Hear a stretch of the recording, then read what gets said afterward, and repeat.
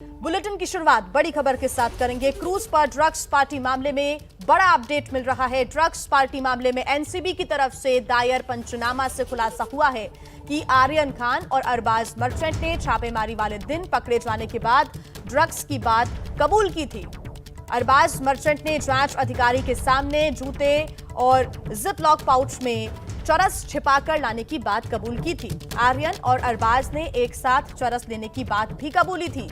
दोनों ने माना कि वो इस चरस का इस्तेमाल क्रूज पार्टी के दौरान करने वाले थे। सूत्रों के हवाले से ये बड़ी खबर मिल रही है। क्रूज ड्रग्स पार्टी मामले में दायर पंचनामा से बड़ा खुलासा हुआ है। आर्यन खान और अरबाज मर्चेंट ने ड्रग्स की बात कबूली है। अधिकारी जब उनसे पूछताछ कर रहे थे तो उन्होंने ड्रग्स लेने की बात कबूली, आर्यन खान और अरबाज मर्चेंट ने।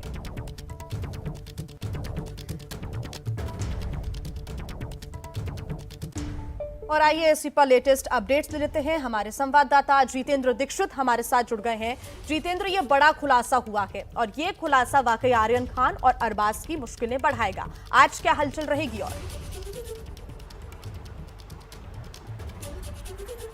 और देखिए, ये बिल्कुल एक बड़ा खुलासा है और इससे एक बात स्पष्ट होती है कि किस तरह से ये कार्रवाई हुई थी।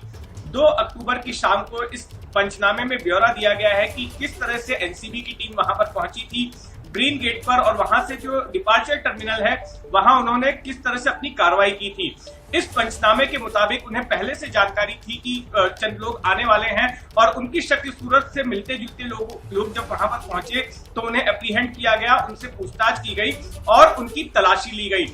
इस तलाशी में पंचनामे के मुताबिक 6 ग्राम चरस बरामद हुई। अरबाज खान के जूतों से जो जिप लॉक पाउच था उसमें से 6 ग्राम चरस निकाली गई। चरस को जब वहां पर डिजिटल वेइंग मशीन पर उसका वजन कराया गया तो 6 ग्राम निकली।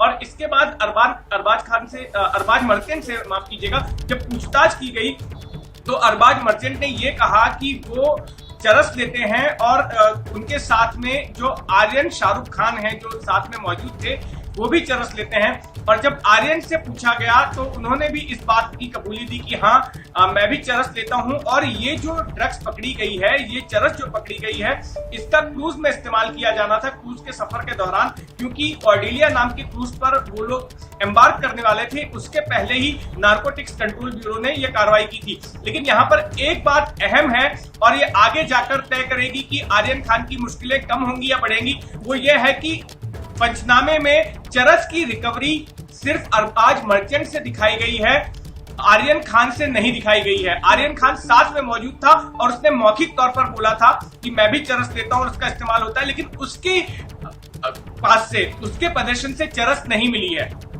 बिल्कुल, आगे क्या इस पर खुलासा होता है ये देखना होगा। बहुत धन्यवाद आपका तमाम जानकारी के लिए। एक और बड़ी खबर का रुख करेंगे। क्रूज ड्रग्स पार्टी से जुड़ी एक और बड़ी खबर। क्रूज ड्रग्स पार्टी मामले में एनसीबी की ताबड़तोड़ छापेमारी जारी है। बता दें कि सूत्रों के मुताबिक ये छापेमारी एक प्रोड्यूसर और फिल्म मेकर के घर और दफ्तर पर हो रही है। मुंबई के बांद्रा इलाके में एनसीबी ये छापामार कार्रवाई कर रही है। तो वहीं इन सब के बीच एक और ड्रग्स पेडलर को हिरासत में लिया गया है।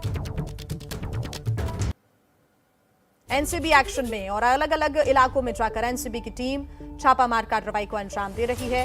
रडार में बड़े फिल्म मेकर, एक बड़ा फिल्म मेकर जिसके ठिकानों पर छापामार कार्रवाई एनसीबी की तरफ से की जा रही है। और ज्यादा जानकारी के साथ संवाददाता अजय हमारे साथ जुड़ गए हैं। अजय, जानना चाहेंगे ये कार्रवाई कहां तक पहुंची है, क्योंकि अब इस कार्रवाई में एक बड़े प्रोड्यूसर, एक बड़े फिल्म मेकर का नाम सामने आ रहा है।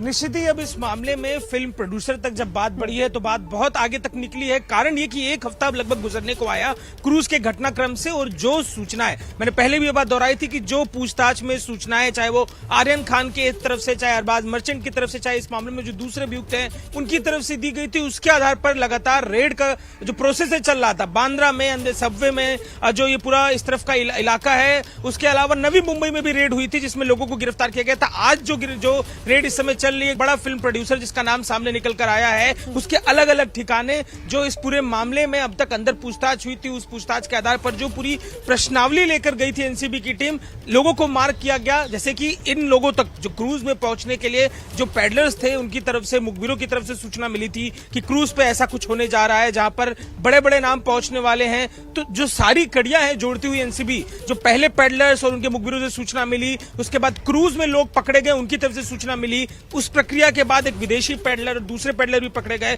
तो पूरी चैन तैयार करने की कोशिश एनसीबी की तरफ से, और इस प्रक्रिया में अब एक नया इस चैन की कड़ी आई है, वो है एक फिल्म प्रोड्यूसर जो कि एक बेहद बड़ा नाम होने वाला है। नाम को लेकर अभी थोड़ा सा रोकने की कोशिश एनसीबी कर रही है, क्योंकि जो जांच है उनकी तरफ से, जो पूरी कोशिश है उनकी तरफ से जब्ती की, वो लगातार जारी है। कोई भी बात आगे अभी एनसीबी इस पर बता नहीं रही है। कुछ देर में एनसीबी नाम और बाकी सारी सूचना सामने करेगी। इसका इंतजार करना होगा कि क्या नाम निकलकर सामने आता है और क्या खुलासे होते हैं। बहुत धन्यवाद अजय आपका तमाम जानकारी के लिए।